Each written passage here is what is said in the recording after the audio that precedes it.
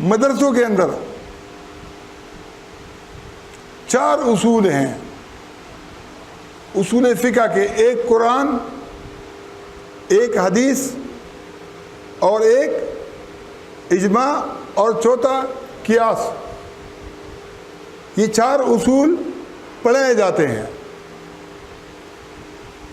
قرآن میں اللہ تعالیٰ کیا کہتا ہے کہ اگر عورت کمائے تو وہ عورت کا حصہ ہے، اگر مرد کمائے تو وہ مردوں کا حصہ ہے۔ چلو ہم حدیث کی طرف ابھی آتے ہیں۔ حدیث کے اندر آتا ہے کہ زمین کو بٹھائی کے اوپر، زمین کو کرائے کے اوپر، اور زمین کو آپ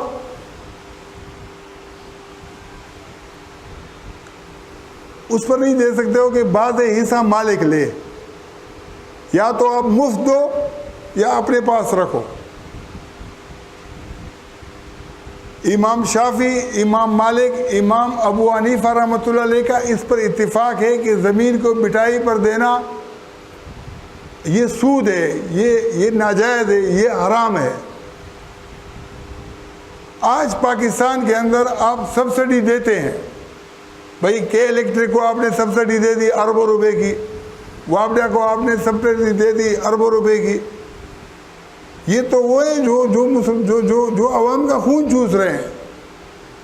آپ سبسڈی کس کو دو؟ آپ سبسڈی کسان کو دو، کہ جو آدمی اتنا غریب ہو، جس کی بیوی بچے بھی کھیتوں کے اندر مزدوریاں کر رہے ہوں، ان کو آپ بولو کہ فصل پورا آپ اٹھاؤ۔ حدیث کے مطابق جس کو حدیث کے اندر سود کہا گیا ہے، جس کو فقہ کے اندر امام ابو حنیفہ کو سب مانتے ہیں، امام ابو حنیفہ کہتے ہیں کہ یہ سود ہے، یہ ناجائز ہے۔ اور اگر اور کچھ نہیں کر سکتے ہو، یہ جو سبسڈیاں آپ دے رہے ہو نا، آپ کسی محکمے کو مت دو۔ جو لوگ زمینیں بو رہے ہیں نا، ان کو یہ زمینیں خرید کر دے دو۔ جب ایک کسان اپنی بیوی بچوں کے ساتھ لگا ہوا ہوتا ہے نا، اس کے کئی نسل جو ہے نا اسی میں گزر جاتے ہیں، لیکن وہاں سے وہ نکل نہیں پاتا ہے۔ اگر وہ آج آپ مولانا فضل الرحمان کو، عمران خان کو، نواز شریف کو پورا پاکستان دے دو اور اس کو بولے کہ آپ کسان کی طرح محنت کرو، کوئی کرے گا؟ بڑے لوگ کرتے ہیں، یہ جاگیردار کرتے ہیں، سرمایہ دار کر سکتے ہیں۔ اب اگر آپ غریبوں کو مفت میں زمین دے دو گے تو کیا ہوگا کہ ایک انقلاب آ جائے گا۔ کیا انقلاب آئے گا؟ کہ وہ لوگ جو اپنا پیٹ بھی پال رہے ہیں اور جاگیردار کا بھی پیٹ پال رہے ہیں، ان کے پاس اتنے پیسے آ جائیں گے کہ اگر جاگیردار بھوکا مر رہا ہوگا نا، جاگیردار کو زکوٰۃ سے بھی وہ پال سکتے ہیں۔ اب تو کیا ہے کہ ایک آدمی کی بہت ساری زمینیں ہیں، اب وہ اس کو تھوڑا ہر جگہ سے مل رہا ہے۔ جہانگیر ترین ہے، عمران خان ہے، شاہ محمود قریشی ہے، اور زرداری ہے، نواز شریف ہے، مریم نواز ہے، یہ سارے کے سارے جو جاگیردار ہیں، یہ کسی کسان کی طرح محنت کر سکتے ہیں؟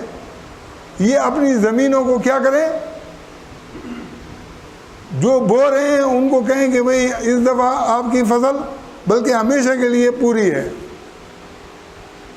تو پاکستان کے اندر جس انقلاب کا خوف ہے، جسے آرمی بھی خوف کھا رہی ہے، جسے بیوروکریسی بھی خوف کھا رہی ہے، جسے سیاستدان بھی خوف کھا رہے ہیں، اور یہ سارے مل جائیں تو بھی اس کو روک نہیں سکتے ہیں،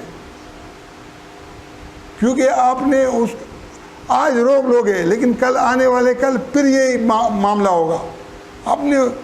آپ نے سود کے قرضے لینے ہیں اور سود کا قرضہ اٹھا کے جو ہے نا جرنیلوں نے، سیاستدانوں نے، جاگیرداروں نے، بیوروکریٹوں نے، ججوں نے اس کا بٹوارا کر کے جو ہے نا باہر بھیجنا ہے، اگلی مرتبہ پھر اور بڑا سود کرا ہوگا. تو یہ سلسلہ جو ہے نا اپنی جاری رکھنا ہے. تو لوگ جو ہے نا بجائے اس کے کہ 2-3 مرتبہ کا انتظار کریں، ہو سکتا ہے کہ اس دفعہ ان میں سخت نہ ہو برداشت کرنے کی، کیونکہ جب بجلی مہنگی ہوگی، گیس مہنگا ہوگا، اناج مہنگا ہوگا، دوائی مہنگی ہوگی، ہر چیز مہنگی ہوگی،